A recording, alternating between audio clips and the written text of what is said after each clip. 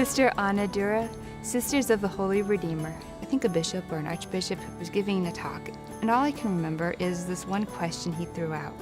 Is God calling you to be a sister, a brother, a priest? And I felt like that was God, right, I remember in my heart feeling that, and I filled up with tears because I thought, oh my gosh, God is calling me, but I can't do that. Do I really want to do that? Brother Patrick Wimbush, Benedictine monk of Newark Abbey. I made a visit to the monastery, and as soon as I walked in the door, I felt right at home, which is something about the place that was just attractive.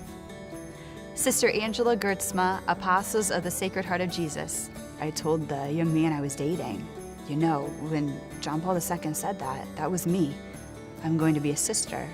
And he said, okay, listen, you're excited. You just saw the Pope. You don't even know what religious life is. I said, I know that, but I'm definitely called to it. Kevin DePrinzio, Augustinians of the province of St. Thomas of Villanova. There were 10 friars at the high school at the time. The way they interacted with each other, the way they were in the classroom, the way they preached, that I thought, they're an interesting group of guys. What's that about? And then slowly I realized that this curiosity turned into an attraction for me. Sister Emanuela Lee, Sisters of the Holy Family of Nazareth.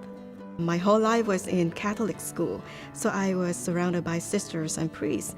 I'm always curious, I'm like, what are they doing, at home? Are they watching TV? Are they praying the whole time? Do they have time to go for shopping and on the phone and all of this?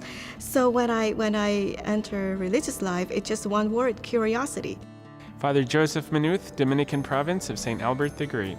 It was at the university, I guess, where my friends started to talk about possibilities and maybe the religious life. And so the thought was in the back of my head, a couple priests had mentioned the idea to me, and it was somehow appealing. The idea started to grow, how awesome it would be to give up everything and follow Christ. Brother Jesus Alonso, Congregation of Holy Cross. So I was there for 6 weeks with the brothers. And then I moved to my apartment, and I was still dating at the time, but I became I missed having those conversations and their company. So I would always go back about once a week. And that's when everything really began taking form, where I said, well, this is something I want to try. Sister Sarah Colas, Sisters of St. Francis of Dubuque, Iowa. I started imagining what it would be like for me to be a sister.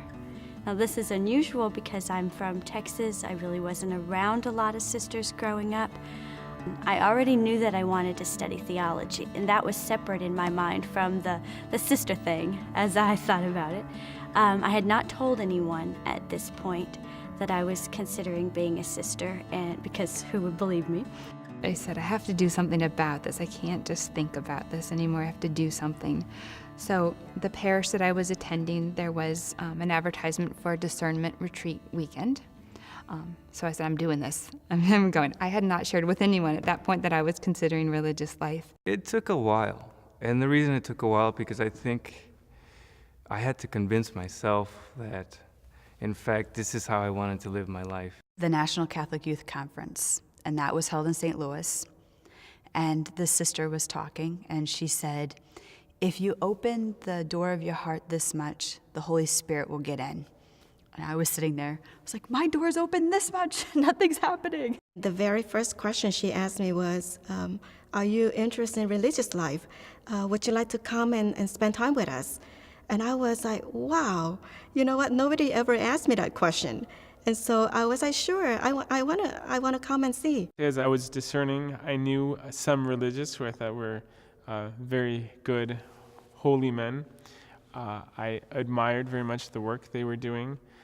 They seemed to be alive with acts of charity and concern for the poor. My family is supportive, but they don't entirely understand. The distance from where the community is and where my home is means there's not a lot of interaction. It's not meant to always be explained by words. It's something that makes sense when you live it and when you're called to live it. There's going to be times where you just go, what is this all about? For me, to keep questioning it is a deepening of that original call. So I entered the monastery July 1st, 1999, at the age of 18.